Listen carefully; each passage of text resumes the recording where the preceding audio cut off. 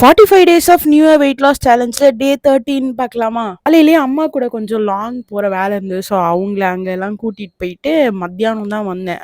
வந்துட்டு லஞ்ச் வந்து தோசை, மில்லட் தோசை சாப்பிட்டேன். அப்புறம் வந்து நான் ஒரு டெசர்ட் பண்ணியிருந்தேன். வித்தவுட் சுகர்னு சொல்லிட்டு ஒரு பனானா புட்டிங், அப்புறம் ஒரு பன்னீர் வச்சு ஒரு சாக்லேட் மூஸ் மாதிரி ஒன்று பண்ணியிருந்தேன். இதோட ரெசிபியும் கவர் பண்ணியிருக்கேன், சீக்கிரமாக போடுறேன். அப்புறம் கொஞ்சம் நேப் எடுத்துகிட்டு ஈவினிங்காக வந்து ஜிம் போயிட்டேன். இன்னைக்கு வந்து ஃபுல் கார்டியோ, ரெஸ்ட் டே தான். பட் ஆனால் எனக்கு போகாமல் இருக்கிறதுல விருப்பம் இல்லை. ஸோ அதனால ஃபர்ஸ்ட் ஒரு 10 மினிட்ஸ் 15 மினிட்ஸ் நடந்தேன். அப்புறம் கால் வந்ததுன்னு போனேன். இன்க்ளைனில் 8ல் வச்சு தான் நடந்தேன்.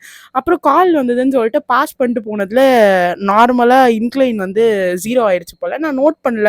ஆனால் என்னடா நடக்க இவ்வளோ ஈஸியாக இருக்குது, இவ்வளோ ஈஸியாக இருக்காது அப்படின்னு நினச்சேன். அப்புறம் தான் நோட் பண்ணேன் இன்க்ளைன் 0ல் இருந்தது. ஸோ அப்படியே ஒரு 15 மினிட்ஸ் நடந்துட்டு சைக்கிள் வந்து ஒரு 25 மினிட்ஸ் 20 மினிட்ஸ் பண்ணியிருப்பேன். நல்லா கதை பேசிகிட்டே ஜாலியாக பண்ணேன். அப்புறம் கொஞ்சம் போஸ்டிங் வீடியோஸ், ஃபோட்டோஸ்லாம் எடுத்துட்டு வீட்டுக்கு வந்துட்டேன்.